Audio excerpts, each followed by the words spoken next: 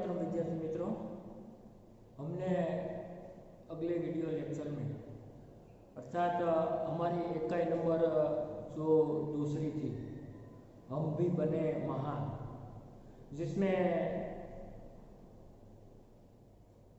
कुल मिलाकर 4 प्रेरक प्रसंग दिए गए। उसमें हमने पार्ट 1 में जो पहला प्रसंग था स्वामी विवेकानंद के जीवन का कर्तव्य क्या होता है, उसके बारे में अध्ययन किया। दूसरा प्रसंग था गोपाल कृष्ण गोखले का कि भाई नियम सबके लिए एक समान होता है, उनके बारे में हमने एक प्रेरणा पाई। उसके बाद का जो तीसरा और चौथा प्रसंग है, जिसमें सफलता का रहस्य और चौथा प्रामाणिकता। आज के वीडियो लेक्चर में दोस्तों हम इस 2 प्रेरक प्रसंग को पढ़ेंगे, जो यहाँ पर दोस्तों आप अपनी स्क्रीन पर जो दोनों प्रसंग को देख सकते हैं और साथ साथ मेरे साथ इसे पढ़कर आप अभ्यास कर सकते हैं। तो दोस्तों आप अपनी किताब में जो प्रसंग दिया गया है यहाँ पर स्क्रीन पर देखकर उसे देख सकते हैं। तो सफलता का रहस्य जो ये तीसरा प्रसंग है, जिसमें अंडर 14 क्रिकेट टीम, तो दोस्तों अंडर 14 क्रिकेट टीम अर्थात जो 14 साल से कम उम्र,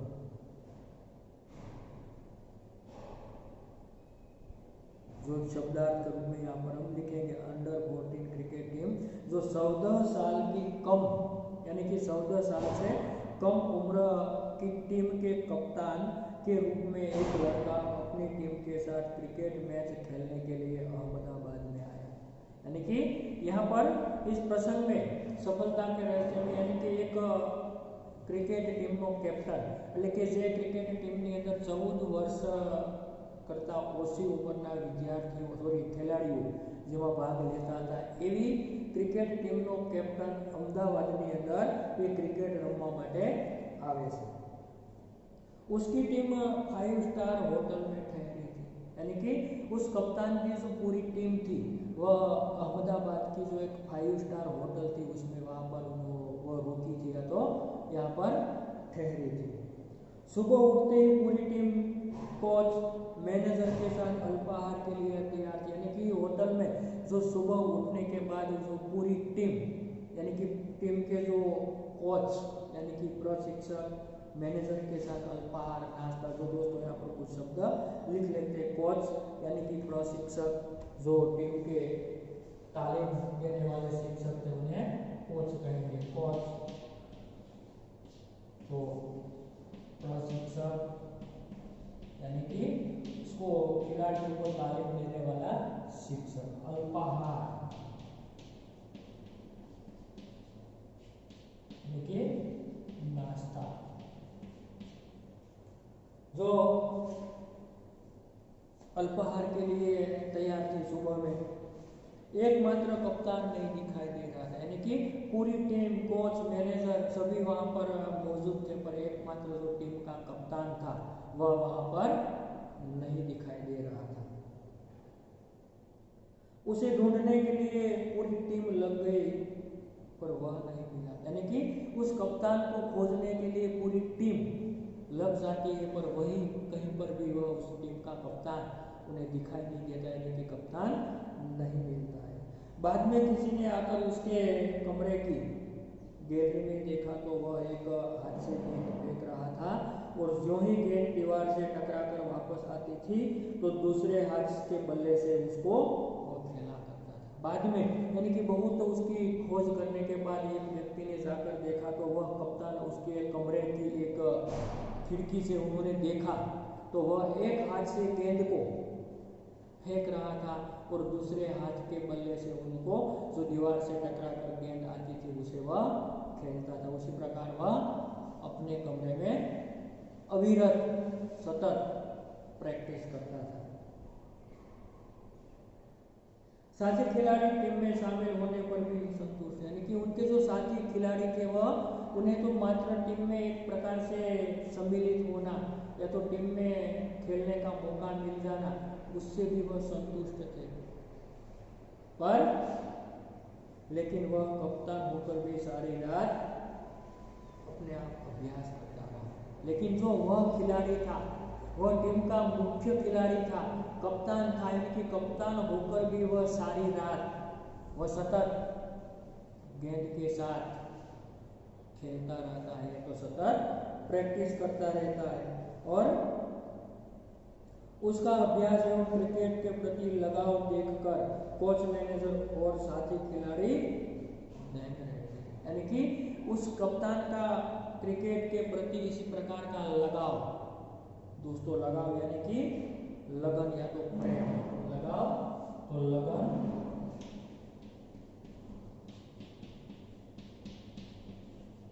या तो प्रेम देखकर उनके साथी खिलाड़ी और साथ साथ कोच और मैनेजर सभी लोग दंग रह जाते हैं। दोस्तों ये मुहावरा है दंग रह जाना, क्या है मुहावरा, तो दंग रह जाना अर्थात चकित रह जाना। क्रिकेट के प्रति उस खिलाड़ी की या तो कप्तान की इसी प्रकार की लगन देखकर सभी साथी खिलाड़ी और कोच, मैनेजर आदि दंग रह जाते हैं, चकित रह जाता है।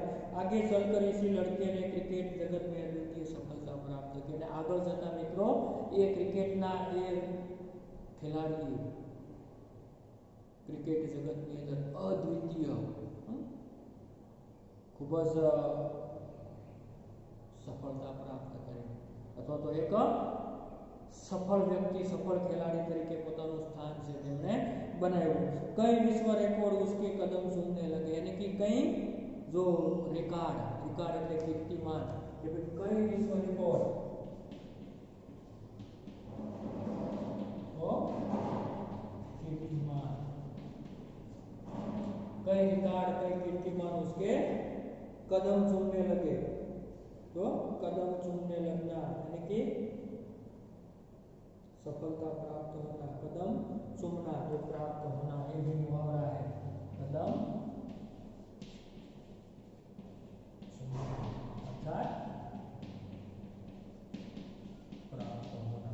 यानी कि इस व्यक्ति को कई ऐसे रिकॉर्ड जो विश्व विख्यात जिसे बनाया और कई कीर्तिमान उसके कदम चूमने लगे और किसी ने उसी की सफलता का रहस्य पूछा तो बड़ी विनम्रता से विनय पूर्वक उस खिलाड़ी ने उत्तर दिया, मैं हर मैच 3 बार खेलता हूँ। क्या कहा उस लड़के ने कि भाई मैं हर मैच 3 बार खेलता हूँ, पहले अभ्यास के रूप में, दूसरी बार सचमुच मैदान में, तथापि मैच के बाद मूल्यांकन व सुधार आवश्यकता के रूप में 3 बार, पहले अभ्यास प्रैक्टिस के रूप में खेलता हूँ, दूसरी बार सही रूप से वास्तविक रूप से मैं मैदान में मैच खेलता हूँ और तीसरी बार अपनी जो गलतियां होती है उसे सुधार के रूप में वह तीसरी बार एक मैच को खेलता है। उस प्रकार का उत्तर उन्होंने विनम्रता से दिया।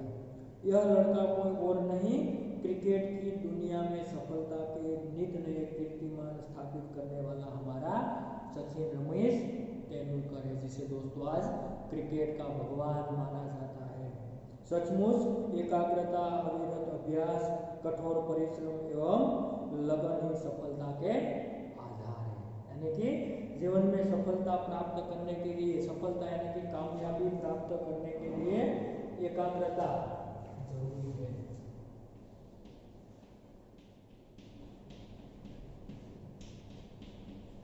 सफलता यानी कि कामयाबी का आधार जो सतत अभ्यास यानी कि अविरत अभ्यास और मन को एक विषय में स्थिर करना, एकाग्रता जो एक सफलता का आधार है। दोस्तों तो इसी प्रकार इस खिलाड़ी ने अपने जीवन में सफलता प्राप्त की थी। तो यहाँ से दोस्तों कई सारी प्रेरणा पाकर हम भी अपने जीवन में बहुत कुछ आगे बढ़ सकते हैं। उसके बाद दोस्तों दूसरा प्रेरक प्रश्न है प्रामाणिकता, जो हम यहाँ पर स्क्रीन पर उसे भी देख सकते हैं। तो एक दिन हजरत अली राज के खजाने की जांच करने लगे, यानी कि जो हजरत अली के एक दिन राज के खजाने यानी कि धन भंडार खजाना, तो धन का भंडार जांच अर्थात परीक्षण या तो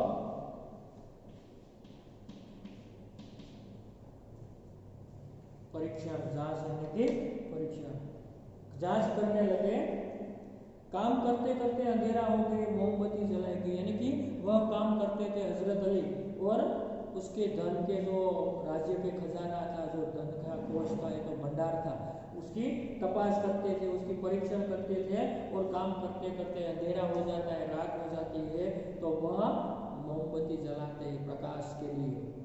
थोड़ी देर बाद दो सरदार अपने निजी काम के लिए अपने के पास है, यानी कि थोड़ी देर के बाद दो सरदार अपने खुद के निजी काम के लिए आते हैं। हजरत अली ने उन्हें बैठने के लिए कहा। हिसाब की जांच पड़ताल पूरी, यानी कि उन लोगों को हजरत अली ने बैठने के लिए जो खजाने की जांच कर रहा था, वह काम पूर्ण होता है। हजरत ने मोमबत्ती बुझा दी, और उसी मोमबत्ती जो राज की थी वो हजरत ने बुझा दी, और मेज के खाने में से दूसरी मोमबत्ती निकाल कर जला दी, यानी कि जो अपनी मेज के टेबल के खाने में से, यानी कि दूसरी मोमबत्ती वहां से निकाल कर जला दी। सरदारों को यह देखकर बड़ा आश्चर्य हुआ, यानी कि उन सरदार जो उन्हें मिलने आए थे, उन्हें यह देखकर बहुत बड़ा आश्चर्य होता है। हजरत अली ने एक मोमबत्ती बुझाकर दूसरी क्यों जलाई, यह सरदार न समझ सके। एक सरदार ने बड़ी विनम्रता से हजरत अली से यह प्रश्न पूछ लिया और कहा, हजरत अली बोले, क्या बोले? भाई, अब तक मैं राजकाज का काम करता था।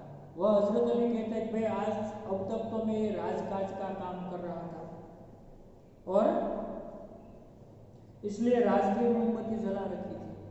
अब निजी काम शुरू हुआ है, यानी कि इसलिए जब मैं राज का काम कर रहा था तब मैंने राज की मोमबत्ती जलाई थी, और अब मेरे खुद का अपना निज का, यानी कि मेरा निजी काम शुरू हुआ है, इसलिए मैंने अपनी खुद की ये मोमबत्ती जलाई है। नहीं तो मैं चोर या तो हरामखोर कहलाता। अगर ऐसा नहीं करता तो मैं चोर या तो हरामखोर कहलाता। दोस्तों, हरामखोर तो क्या कहेंगे? हरामखोर यानी कि हराम का माल खाने वाला, हरामखोर।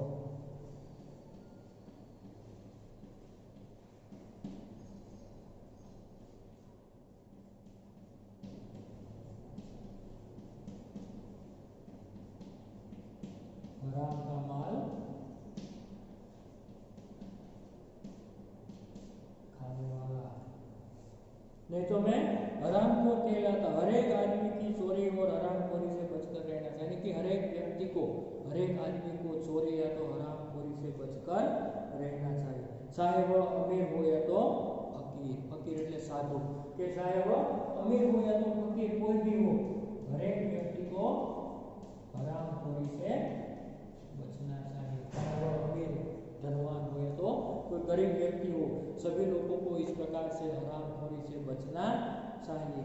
देखने में तो यह बात बहुत छोटी सी लगती है दोस्तों, यानी कि ये हजरत पीर की, यानी कि जो ये हजरत अली की बात देखने में तो एकदम साधारण सीधी सादी सी सरल बात में दोस्तों लगती है, पर ये बड़े महत्व की, पर ये बात बहुत बड़े महत्व की है। अब हम आज़ाद हो गए, यानी कि अब दोस्तों हम स्वतंत्र हो गए, हमारा देश आज आज़ाद हो गया है। राजकाज का काम तभी अच्छी तरह से चल सकता है जब लोगों में इस तरह की प्रामाणिकता हो, यानी कि सभी प्रकार से राजकाज का काम इसी प्रकार से अच्छी तरह से चल सकता है कि हमारे देश के सभी कर्मचारी, सभी अधिकारी, सभी हमारे नेता, सभी लोग प्रामाणिक होना चाहिए, सभी लोग ईमानदार होना चाहिए। प्रामाणिक यानी कि ईमानदार, यानी कि हमारे पुरखों ने कहा है, पुरखों यानी कि पूर्वजों, हमारे पुरखों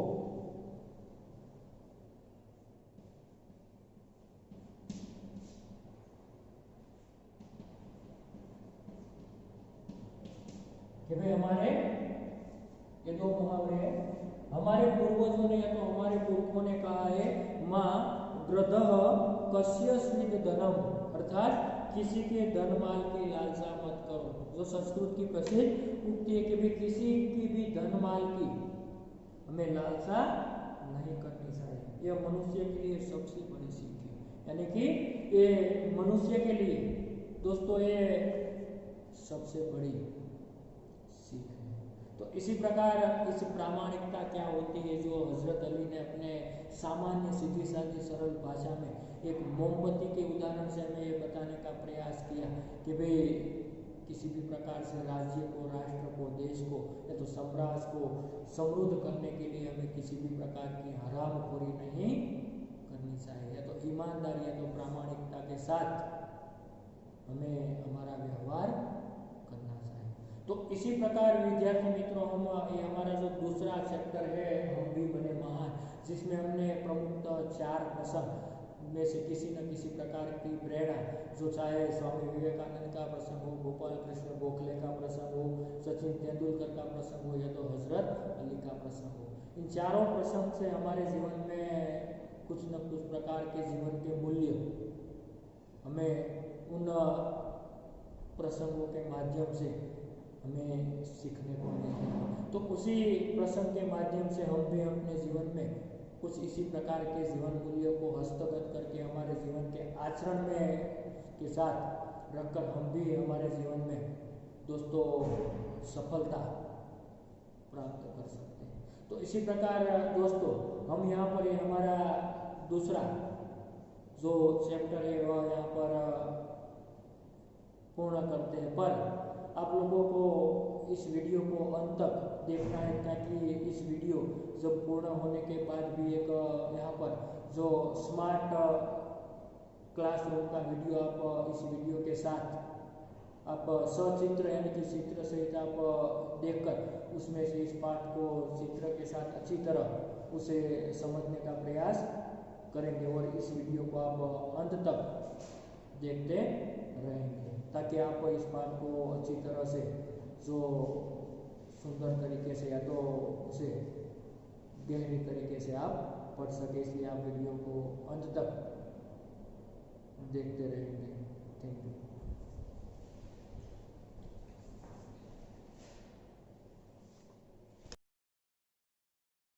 बात सन 1885 की है। पूना के न्यू इंग्लिश हाई स्कूल में समारोह हो रहा था। प्रमुख द्वार पर एक स्वयंसेवक नियुक्त था, जिसे यह कर्तव्य भार दिया गया था कि आने वाले अतिथियों के निमंत्रण पत्र देखकर उन्हें सभा स्थल पर यथास्थान बिठा दे।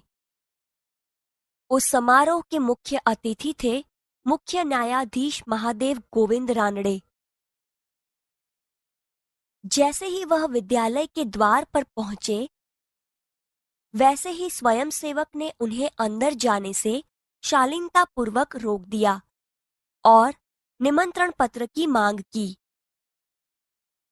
बेटा, मेरे पास तो निमंत्रण पत्र नहीं है। क्षमा करें, तब आप अंदर प्रवेश न कर सकेंगे। द्वार पर रानड़े को देखकर स्वागत समिति के कई सदस्य आ गए और उन्हें मंच की ओर ले जाने का प्रयास करने लगे। श्रीमान, मेरे कार्य में यदि स्वागत समिति के सदस्य ही रोड़ा अटकाएंगे तो फिर मैं अपना कर्तव्य कैसे निभा सकूंगा? कोई भी अतिथि हो, उसके पास निमंत्रण पत्र होना ही चाहिए। भेदभाव की नीति मुझसे नहीं बरती जाएगी। यह स्वयंसेवक आगे चलकर गोपाल कृष्ण गोखले के नाम से प्रसिद्ध हुआ और देश की बड़ी सेवा की।